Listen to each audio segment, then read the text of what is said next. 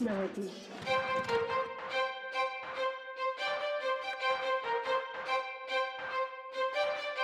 Please. Greetings and welcome to Snarky Lesson. I am Zion, and today we're gonna talk about Legion, The Many Lives of Stephen Leeds by Brandon Sanderson.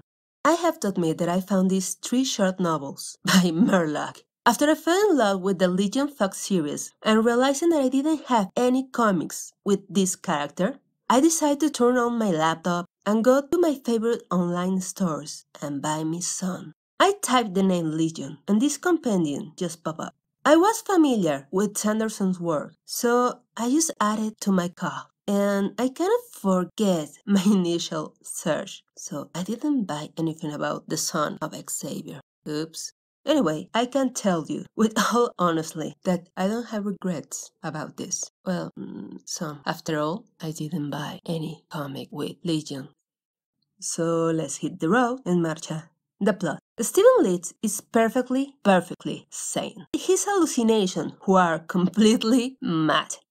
A schizophrenic genius with incredible aptitudes and skills. Stephen, or Leeds, can learn any new skill, vocation, or art in matter of hours. However, to contain all his knowledge, his man has created hallucinatory people.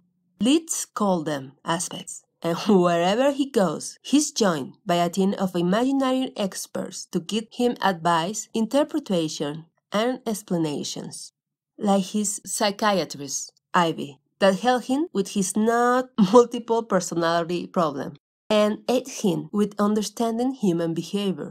Or CJ, an ex-Navy SEAL that is in charge of Leeds security, and sometimes he's a kind of bodyguard.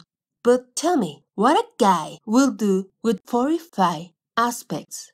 Simple, buy a mansion and use them to solve mysteries for a price. After all, mansions are expensive, and every day is getting more crowded. My snarky review. This is an engaging concept with awesome characters.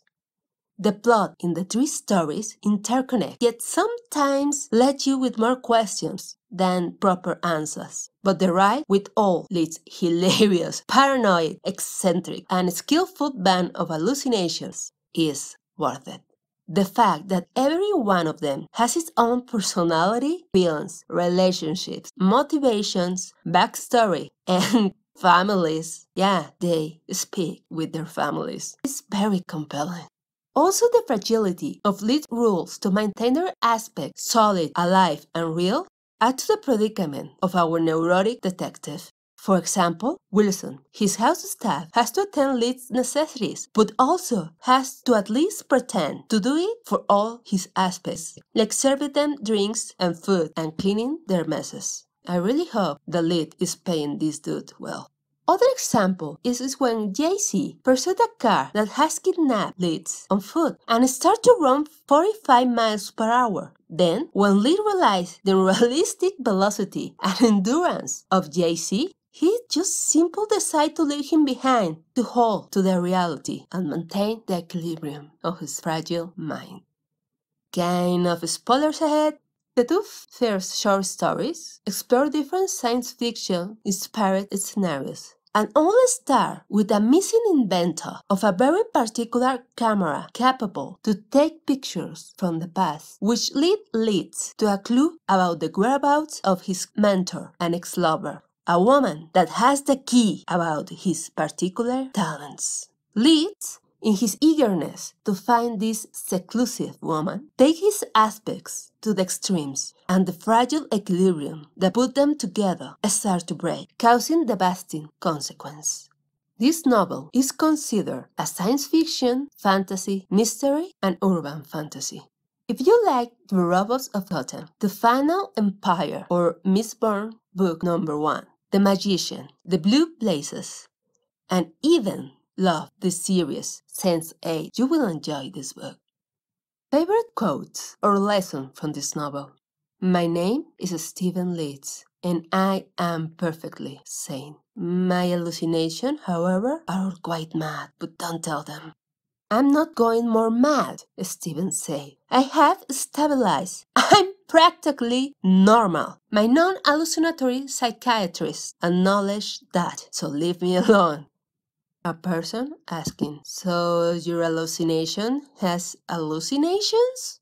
And Leeds responds, yes. The author, Sanderson, has some comments about this book, and I want to read them to you. Psychology as a superpower is a recurring theme in my works. I have always believed that the personality traits that make us each distinctive can be either our greatest strength or our most dramatic limitation. What if a man's mental disorder proved to be a blessing for him and people in trouble? And how a single person can live in a packed house by himself? End of his comment. I give this novel 5 of 5 Tesla light bulbs. It's very interesting, it's very intriguing, and you will find it hilarious. Well, that was my snarky pleasant review. Don't forget to subscribe and smash that like button. Join us and become geek paladins. Adios. Snarky.